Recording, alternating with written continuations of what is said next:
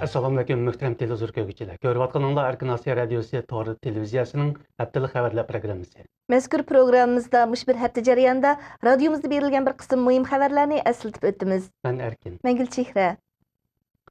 Yaponiyada chaqirilgan 4-chi navbatlik Dunyo Uyg'ur qurultayi jarayonida Yaponiya parlamentidagi Erkin Demokratlar partiyasi Dunyo Uyg'ur qurultayi rahbarlarini qabul qilib, Xitoyga qarshi hamkorlikni kuchaytirish kerakligini o'tirg'a qo'ygan. Bu uchrashishda oldi bilan Erkin Demokratlar partiyasi raisi Keiji Fuyu apandi so'z qilib, Uyg'ur vakillarining ziyoratiga rahmat etgan. Keyin Xitoy Yaponiya parlamentiga Dunyo Uyg'ur qurultayini ayblab yozgan xatni ko'rsatgan. O so'zida Xitoy yozgan bu xatning diplomatik hurmatsizlik ekanligini, Xitoyning borgan-sari haqoratlashayotganligini, shunga Xitoyga qarshi hamkorlikni kuchaytirish kerakligini ta'kidlagan. Uchrashishda Dunyo Uyg'ur qurultayi raisi Rabia Qodir xonim so'z qilib, Uyg'urlarni tushuntirgan. 2012 yil 5-oyning 17 va 18 kunlari İstanbulda ochilgan 2-chi navbatlik İstanbul Dunyo siyosat munbiri nomli yig'inga advokat Nuri Turkal taklif bilan qatnashdi va Uyg'urlarning zulm chekayotganligini bildirdi. Yig'inni Turk fondi, Turkiya Madaniyat va sayohat ministerligi, Türkiye Baş Ministerligi Təşviqat Bölümü qatarlıq organlar birlikdə uyuşturgan.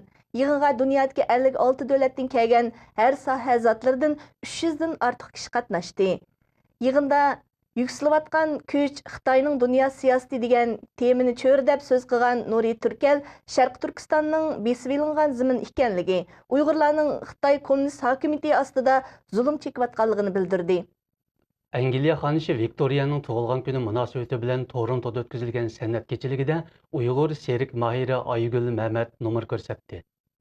Kechilikni Toronto shaharlik serikchilar o'migi tashkillagan. Kechilik Torontodagi Harbord markazida o'tkazildi va 3 kun davom qildi.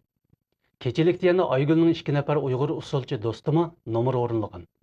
Aygul Mehmet yaqinda Kanadada o'tkazilgan talant musobaqasida o'zining nafis va alohida serik maharati bilan Kanada jamiyatini zilzilga solgan. Xitoy doiralari Xotan noyisiga o'rlashtirgan yangaq pishiqlab ishlash bazasi yerlik dehqonlarni jon saqlash manbasidan ayirmoqda ekan. Yaqinda Xitoy doiralari Xotan noyisiga 20 ming tonnalik yangaq pishiqlab ishlab chiqarish bazasi qurgan. Doiralar bu qurilishning yerlik mahsulotlarini taraqqiy qildirishga foydali ekanligini ilgari surayotgan bo'lsa-mu, amaliyotda bu yangaq bilan turmushini qamdab kelayotgan dehqonlarni yerlar bilan qo'shib yangaq daraxtlaridan ayirmoqda ekan. Xotan noyisidagi bir dehqon yeri va yangaq daraxtlarining Xitoy doiralari tomonidan haqsiz holda majburiy egallab olinganligini bildirdi. Ma'lum bo'lishicha, bu mazkur noyidagi xili umumyuzlik hodisaga aylangan. Amerika Davlat ishlar ministrligi Uyg'ur masalasiga davomliq diqqat qilganligini bildirdi. Bu so'zlarni Amerika yordamchi davlat ishlar ministri Michael Posner ministrlikning 2012 yillik kishilik huquq doklati e'lon qilish munosabati bilan chaqirgan axborot e'lon qilish yig'inida o'tirg'a qo'ydi. U mundaq dedi: "Biz diniy osonlik guruhlari va Tibet vaziyatiga ko'ngil bilamiz. Ularning o'zini ko'ydirish voqealariga diqqat qilamiz. Şinjan və başqa joylardakı Uyg'urlarning vaziyatiga nayta diqqat qilamiz. Bu masalalarni va shundaqli ba'zi shaxsiy delolarni davomli o'tirg'a qo'yamiz." Amerika Davlat ishlar ministrligi 24-may e'lon qilingan 2012-yillik kishilik huquq dokladida Xitoy kishilik huquq xotirasining o'tgan bir yillik ahvolini tanqidlagandan boshqa, doiralarning Uyg'ur avtonom rayoni va Tibet rayonlaridagi osonliq millatlarga qarata og'ir madaniy, diniy bostirish olib berayotganligini bildirgan. Xalqaro kechirim tashkiloti yangi e'lon qilgan kishilik huquq dokladida 2011-yili Xitoy davlat ichida elib borgan bostirish 1989 yildan buyangi eng og'ir bo'lgan bir yil bo'lganligini ko'rsatdi. Dokladda Uyg'ur, Mo'ng'ul va Tibetlarning norozilik harakatlari alohida tilga ilingan. Dokladda Xitoy hukumatining qattiq bostirish siyosatiga qarshi 2011-yili 7-oy mezgilda Xotan va Qashqalarda hujum qilish voqealari yuz berganligi, Tibet rahiblari o'zini ko'ydirish orqali Xitoy hukumatiga norozilik bildirganligi bayon qilingan. Dokladda yana Xitoy hukumatining 2011-yili Uyg'ur, Tibet, Mo'ng'ul rayonlarida har xil bostirishlarni kuchaytganligini o'tirib qo'ygan. Xitoy doiralarining xizmatga o'rinlashtirish iltifoti da'vogar Nuringulning maydonini o'zgartirmagan. O xizmat davomidami haqiqatni so'zlagan, nohaqchilikqa uchraganlarga yon besib, xizmatidan istifa bergan. Üç turpallık ayol Nurungül Toxti 8 yaşlık oğlunu ilip kaçkan Xitoy jinoyatchi ustidan 2 yildan beri da'vo qilib kelayotgan edi. Arlıqda 39 gün qamoq jazosi beribmi Nurungülning irodasini sundiramagan üç turpandagi Xitoy doiralari bu yil 2 oyda uni Yangiobod yezisiga jamiyat muqimligini saqlash kadri qilib xizmatga o'rnashtirgan va 3500 yuan oylik bekitgan.